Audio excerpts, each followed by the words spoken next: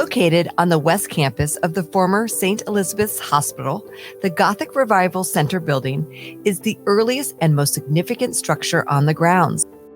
Opened in 1855, it originally served as the hospital's main patient treatment and administrative building and housed the superintendent's office.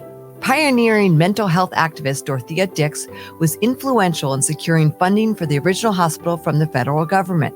She helped choose its site and design along with Dr. Charles W. Nichols, who became St. Elizabeth's first superintendent. Thomas U. Walter, the fourth architect of the Capitol building, was the center building's architect. After more than 100 years serving patients, the center building was abandoned when the hospital functions were moved to the East Campus. The building languished until 2008, when the site was selected as the consolidated headquarters for the Department of Homeland Security.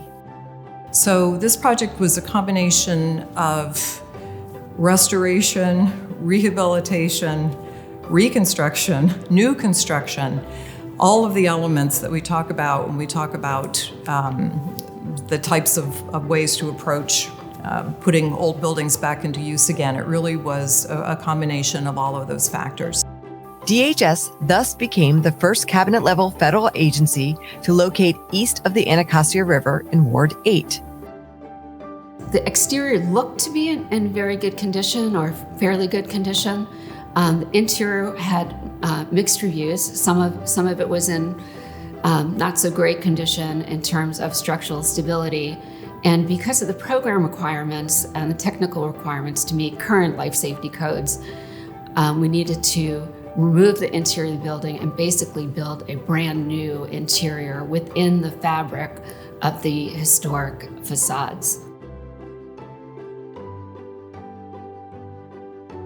Once the interior of the building was removed, we were able to see a lot more of damage and voids in the exterior wall, and we needed to do immediate replacement and stabilization of the building. We had a topping out party when we topped out the concrete, and I had to make a little speech to, the 200 plus workers and GSA and all the design consultants. And it was just, then I just turned around and I said, look at this building. How can we not, feel lucky to have the opportunity to do something like this? Interior historic spaces were refurbished with replicated arches, trim, woodwork, and crown molding. The Superintendent Suite, which overlooks the porte cochere and ceremonial entrance, was restored and now houses executive-level DHS staff. With bracing, underpinning, repairs, cleaning, and repainting, the brick and stone exterior was comprehensively restored. There was over 1,300 windows. The documenting, the surveying, and identifying the condition of the existing sashes and frames was really it took months at the beginning, of the project. Preparing the old frames, we put new pulleys, new weights, new ropes with the weights. And that went on for a year easily. And then we brought the sashes back, put them in, and then there was a whole nother element to that because they were putting storm windows in front of those on the inside.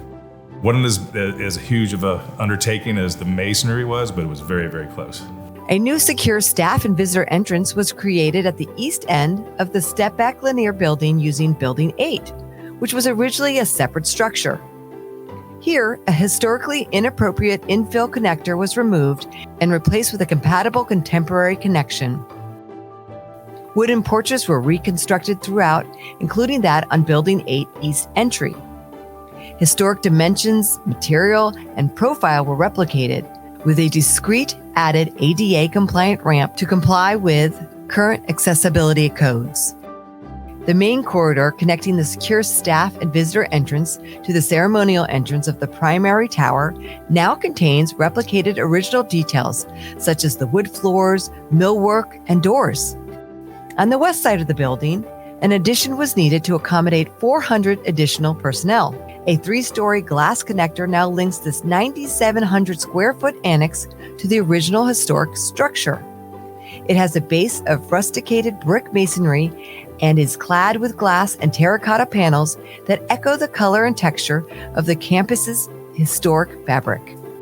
There's so much that can be said about the campus, so much that can be conveyed about social history, medical history, architectural history, the history of the District of Columbia for sure. All of that is embodied in the National Historic Landmark, both sides, both the west side and the east side of the campuses. The rehabilitation of the center building on St. Elizabeth's campus preserves a historically significant structure as a modern workplace for future generations.